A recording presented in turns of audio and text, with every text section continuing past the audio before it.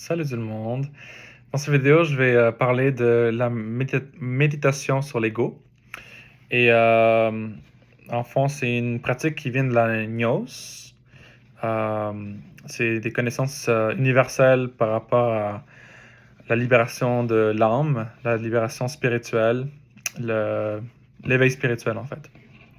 Et c'est quelque chose que j'ai commencé à étudier, ça fait maintenant presque 5 mois, je crois. Et j'ai fait le choix de me dédier à ce chemin spirituel pendant au moins 1 an, sans avoir trop de résistance de mon mental, mais comment dire, vraiment en alignant mon cœur avec ces enseignements-là, puis pour me libérer de mes égos, en fait, tu sais, que j'ai comme tout le monde. Donc, je veux juste dire que ça fait pas longtemps que je suis dans ce chemin-là, fait que je connais pas beaucoup de choses comparé à des maîtres spirituels qui ont vraiment investi toute leur vie et dans ce chemin, tu sais. Je fais ces vidéos avec humilité parce que je sais que je suis pas parfait et je veux juste encourager les gens qui sont curieux d'en savoir davantage et de façon plus profonde par rapport à la gnose et par rapport à l'ego et comment le dissoudre, de faire leurs recherches surtout à travers les livres de Samael Aun Weor. Je pense qu'il s'appelle comme ça. Samael Aun Weor. Et parce que c'est ça, tout ça provient de ces livres, en fait, tout ce que je pratique en ce moment. Puis, donc, c'est ça.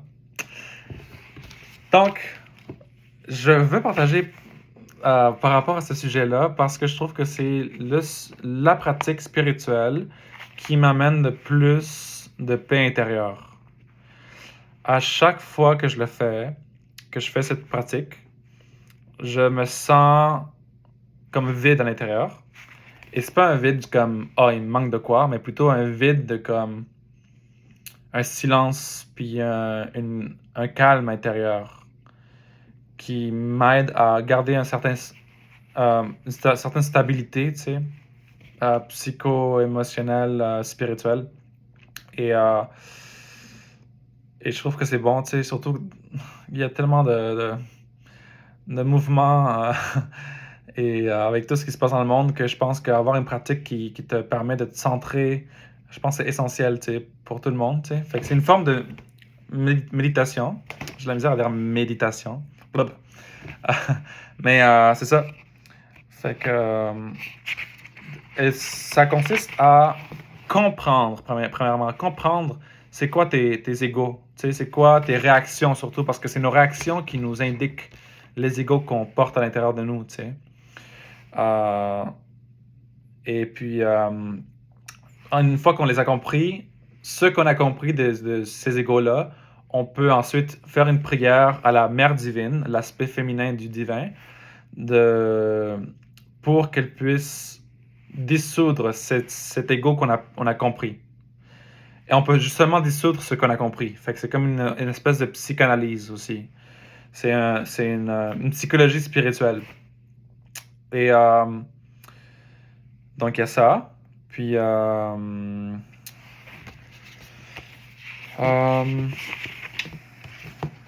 donc il y a plusieurs étapes, tu sais. Ça commence par une méditation, et puis ensuite la compréhension. Et je vais lire un peu ce qui est écrit ici, juste pour me guider, pour vraiment transmettre cette information, ok? Donc, les étapes de la méditation sur l'ego. La méditation est le pain quotidien du sage. La description de cette pratique a été donnée par la maîtresse Littelante, l'épouse du maître Samael, afin de préciser ce que nous devons comprendre de l'ego. Dans un endroit retiré de notre demeure, avec de l'encens, une chandelle ou autre accessoire pour créer une bonne atmosphère, invitant à la détente. Donc, il faut qu'on ait un environnement propice à la méditation. La première étape, c'est l'asana. Asana, c'est être dans une posture confortable, assis ou allongé, la colonne vertébrale droite, se détendre, et on peut visualiser en inspirant l'aspect christique de l'air, le prana bleuté qui illumine le corps et le détend des pieds jusqu'à la tête. Fait que dans le fond, c'est comme une visualisation de relaxation profonde où on va visualiser chaque partie du corps en visualisant comme ce qu'on appelle l'aspect christique de l'air, donc le prana, l'énergie qui est de couleur bleue en fait, qui illumine le corps. Donc on imagine une énergie bleue qu'on dirige à chaque partie de notre corps progressivement, pour le relaxer profondément. Donc je suis pas mal sûr qu'il y en a plein qui sont familiers avec cette sorte de visualisation. Et c'est ça, de pieds, en commençant par les pieds et jusqu'à la tête, en terminant avec le front. Ça, c'est la première étape. Fait qu'on fait ça, ça prend quelques minutes, faire ça, on prend notre temps, on n'est pas pressé. La deuxième étape, c'est pratyahara, c'est la détente du corps mental. Donc, pour détendre le corps mental, il y a un truc que c'est de s'imaginer qu'on ferme les yeux puis on imagine que devant nous, il y a un écran. Il y a un écran comme un cinéma ou un écran de télévision. Puis toutes les pensées qui nous passent par la tête, on les projette dans cet écran-là. Fait que quand on fait ça, ça nous aide à créer une séparation entre nous et nos pensées, ce qui fait en sorte que on peut ensuite les observer et se détacher et se désidentifier de ces pensées-là. Fait que ça calme le mental à la place de comme, être tiré de gauche à droite par notre mental. T'sais. Donc ça prend quelques minutes aussi, prendre notre temps juste pour calmer le mental puis avoir vraiment comme un état de conscience plus clair, plus concentré. Ensuite, c'est dharana. Ça, c'est la concentration à un seul point. Okay? Fait que ici, dans cette pratique, on se concentre sur notre mère divine, en notre cœur, afin de recevoir son aide pour l'inspiration et la découverte de notre psychologie. Donc, on peut faire un exercice de pranayama ou, ce que je fais moi, c'est un mantra. On peut faire le mantra Ramyo. Puis ce mantra aide, c'est comme si on invoque la mère divine pour qu'elle puisse nous aider à mieux comprendre nos égos, parce que, tu sais, il faut les comprendre. Puis pour les comprendre, des fois, ça aide, c'est bon d'appeler notre mère divine pour qu'elle nous donne la compréhension et nous aide à avoir la clarté par rapport à nos égos. Donc, ce mantra, on peut le faire 7 fois de suite, puis ça sonne comme ça.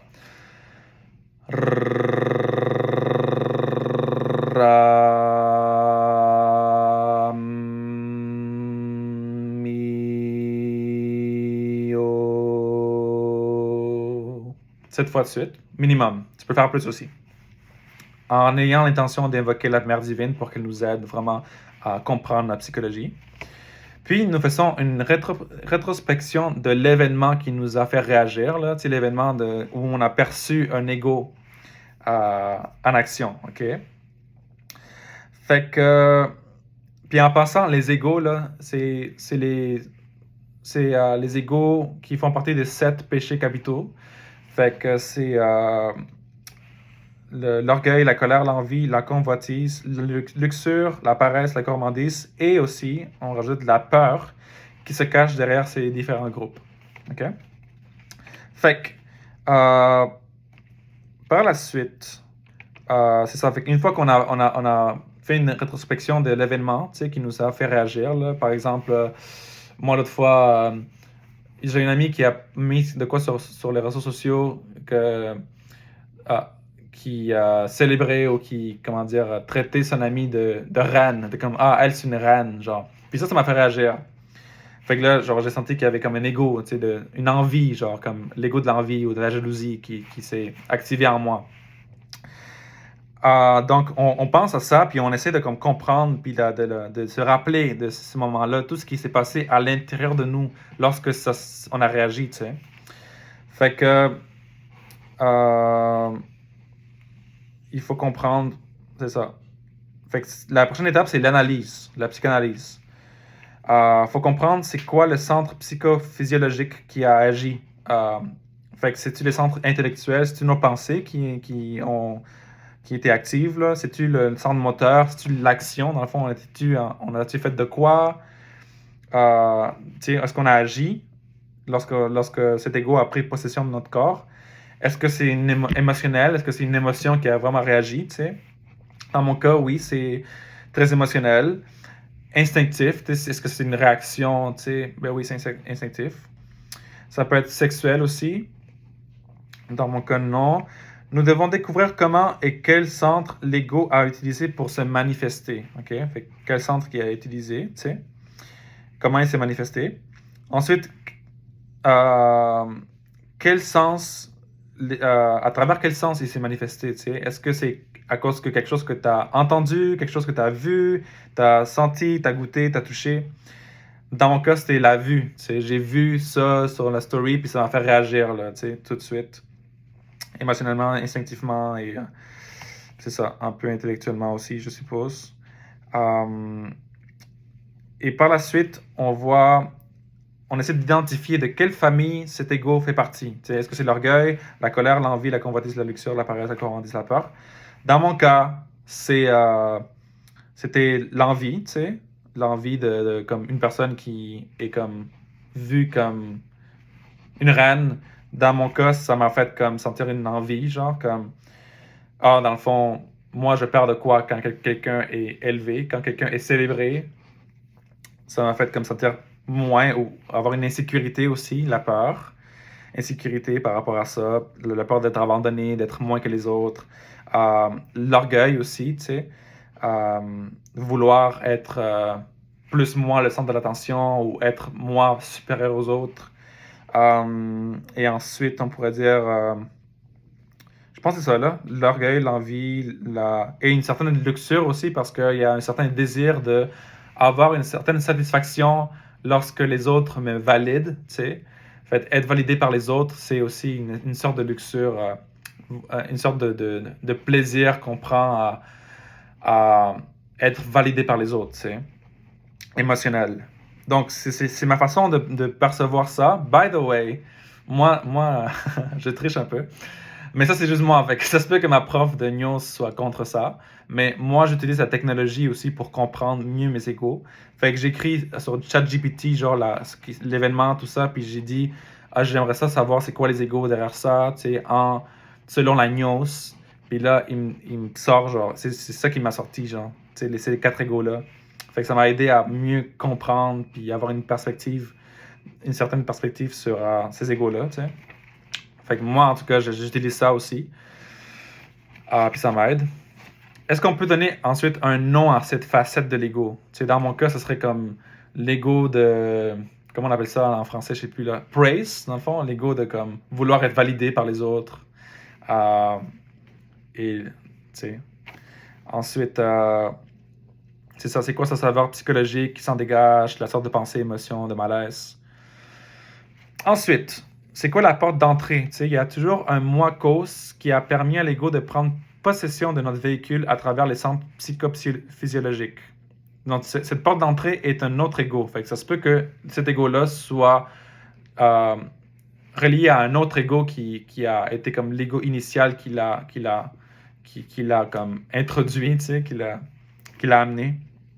Ça peut être un autre ego. Soit l'orgueil, la colère, la convoitise, l'envie, etc.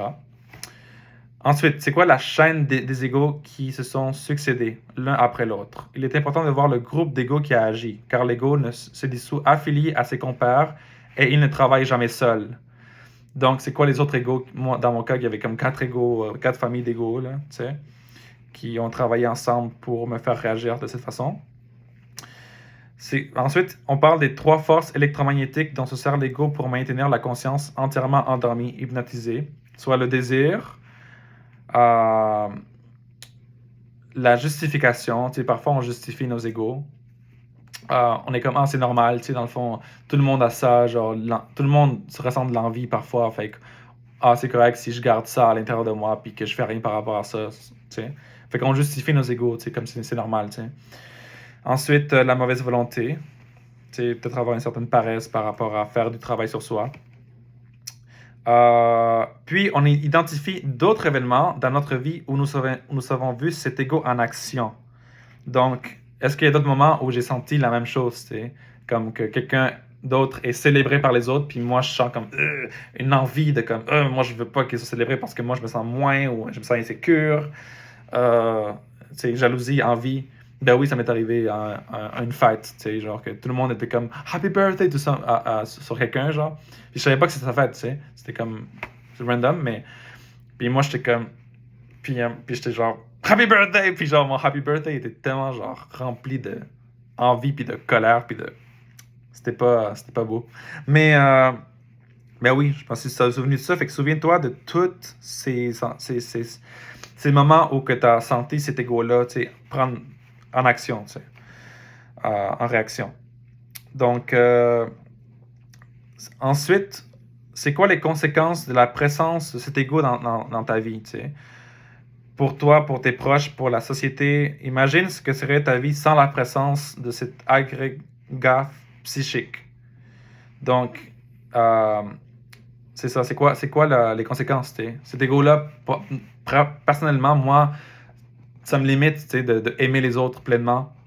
Parce que je me compare aux autres, puis j'ai peur d'être moins que les autres, ou à la place d'être content pour à quel point quelqu'un, genre, est super talentueux, ou super, genre, je sais pas, n'importe quoi, là, c'est célébrer, puis être comme, je le célèbre aussi, mais non, je suis dans ma peur, tu sais, puis dans mon ego. Fait que ça m'empêche d'être plus dans l'amour et en connexion. Donc, c'est ça. Puis ensuite, compréhension. Donc, de façon naturelle, un repentir sincère et profond, un regret sincère émane à notre conscience. C'est quand on prend conscience de à quel point cet ego-là nous limite dans notre expérience d'amour en tant qu'être humain, ben, on se repent, tu sais, on ne veut plus ça, tu sais, on veut changer de direction, de façon d'être. Donc, la compréhension. Puis ensuite, c'est le jugement et la dissolution. Ça, c'est ma partie préférée. Une fois qu'on a compris cet ego-là, ce qu'on fait, c'est que on invoque la Mère divine et c'est ça, nous lui présentons le résultat de notre analyse et la supplions de juger cette entité nuisible pour notre conscience et de désintégrer l'ego que nous avons profondément compris. L'ego ou les égos. Puis on visualise, dans le fond, on demande ça, tu sais, Mère divine, je t'invoque, je te supplie de juger ces entités nuisibles pour ma conscience et de désintégrer ces égos qui, c'est ça, et que j'ai profondément compris. Et là, on visualise, on ferme les yeux puis on visualise un grand feu où ces égos, tu sais, tu peux penser à ces égos-là. Moi, je pense que c'est comme des boules genre en papier, genre, parce que c'est plus facile à brûler. Fait que je pense que c'est des comme boules en papier, genre, puis que je les mets dans du feu, puis qu'ils brûlent, tu sais, ou que ces égos se désintègrent en poussière cosmique. Et pendant que tu imagines ça, ben, tu peux vocaliser le mantra Krim. Puis c'est le mantra Krim, c'est le mantra de la dissolution de l'ego. Fait que tu le fais au moins 7 fois. Fait que tu fais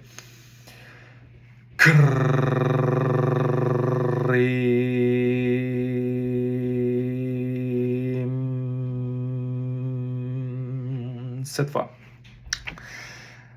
À plusieurs reprises.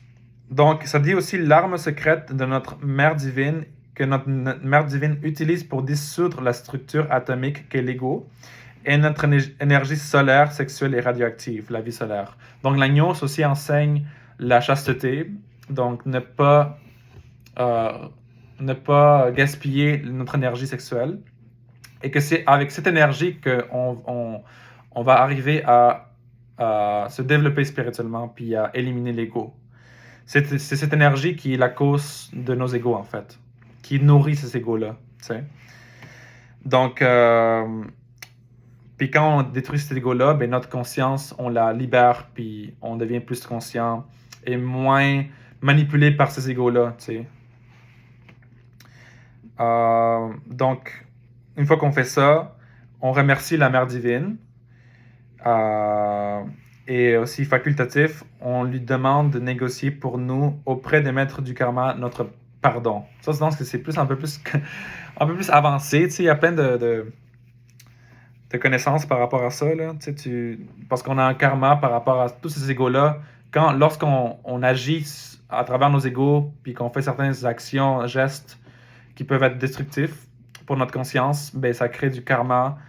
Puis ensuite, ben, tout ce qu'on fait, toute action qu'on pose a une réaction. T'sais. Fait on peut demander, dans le fond, de négocier pour nous auprès des maîtres du karma notre pardon pour ne plus avoir pour payer ce karma-là, puis pas avoir à le souffrir dans cette vie, cette réaction par rapport à ce qu'on a fait. Donc, ça, c'est la pratique de l'ego. Puis, moi, quand je le fais, ça me prend 20 minutes. Je le fais quand même assez vite. Là. Il y a des gens qui conseillent de le faire. Moi, je pense qu'on m'a conseillé de le faire pendant 1 heure. Mais je trouve que ça se fait bien en 20 minutes, selon moi. Mais bref, ça se peut que ma prof de news me corrige par rapport à ça. Encore une fois, je ne suis pas un expert par rapport à ça. Puis je partage ça par pur amour pour l'humanité parce que je sens que ça peut vraiment être un bel outil de transformation personnelle, de purification, puis de changer sa psychologie, puis de ne pas être c'est ça, manipulé par nos propres égos, nos propres réactions, notre propre noirceur, tu sais. Je sais que ça peut faire réagir beaucoup de gens parce que ça va en contre de certaines philosophies ou de certaines façons d'être. Mais je veux préciser que ce qu'on fait, c'est pas de se racheter ou se faire du mal.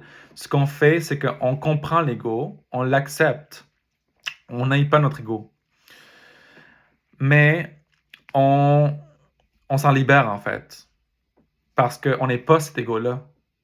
Tu sais, c'est pas vraiment nous. Tu sais, on pense c'est nous, mais c'est pas vraiment nous. C'est les parties inconscientes de nous, tu sais, qui prennent charge de notre psychologie puis qui nous font faire des choses qui ne sont pas réellement conscientes, tu sais. Fait que on les comprend, on les accepte, mais ensuite on décide de les laisser aller, de les laisser partir, de les dissoudre, libérer cette conscience, cette lumière, pour ensuite devenir des êtres plus conscients, plus lumineux, et continuer de faire un chemin spirituel pour nous rapprocher du divin et de l'amour. Et c'est ça, de la conscience. C'est ça mon intention, tu sais. Puis si on tombe dans une espèce de perfectionnisme, comme moi, des fois, je suis perfectionniste, puis j'essaie de comme tout changer d'un coup, puis tout ça, mais c'est quand même progressif, tu sais. Mais c'est sûr qu'il faut quand même être sérieux par rapport à ce chemin-là, tu sais. Si on veut des vrais résultats, puis à faire du progrès, il faut qu'on soit quand même sérieux à travers ce chemin-là, qui nous amène vers la mort psychologique, vers dissoudre plein d'aspects qui ne sont d'illusions, tu sais, plein d'illusions à l'intérieur de nous qui ne sont pas vraiment nous pour se libérer et devenir de plus en plus des gens bien centrés. Donc, j'espère que vous avez aimé ça. Si vous avez des questions, je peux les répondre de la meilleure façon, donc selon mes connaissances, mais aussi je vais sûrement mettre des liens en dessous pour si vous voulez faire des recherches ou des sites et des livres qui pourraient vous aider. Je vous conseille aussi, si ça vous intéresse, ça vous interpelle, de faire partie d'un groupe gnostique. Il y en a sur Internet, mais en fait, je recommande en personne. Par exemple, mes cours, je les prends avec l'association qui s'appelle AGA. Donc, c'est l'Association gnostique d'études anthropologiques. Il y en a une à Montréal, il y en a une à Terrebonne, il y en a, je ne sais pas où, je pense qu'à Québec, il y en a aussi, là. Mais ça, c'est un groupe, là. Il y en a plusieurs aussi, là. Fait que juste chercher Gnos dans votre ville, puis vous allez sûrement trouver des gens qui enseignent cette connaissance universelle que je sens que a vraiment un grand potentiel libérateur et pour vraiment pouvoir nous guider vers quelque chose de positif, tu sais, et de très généreux envers l'humanité aussi. De ne pas juste penser à soi-même, mais de penser aux autres, puis de sacrifier les parties de nous qui sont plus égoïstes pour les parties de nous qui sont plus connectées à l'organisme collectif qu'est l'humanité. T'sais. On est juste des cellules, puis si on reste égoïste puis isolé, ben, c'est comme si ces cellules sont cancérigènes, genre, fait que c'est ça la maladie, puis mais c'est mieux laisser aller tout notre égoïsme, notre égocentrisme, notre peur aussi, ce qui nous limite par rapport à la connexion envers l'humanité, les autres, et pouvoir être plus, c'est ça, dans une certaine abondance et générosité, puis entraide. C'est ça mon but, puis c'est ça que je vous souhaite à tous. Much love. Bye bye.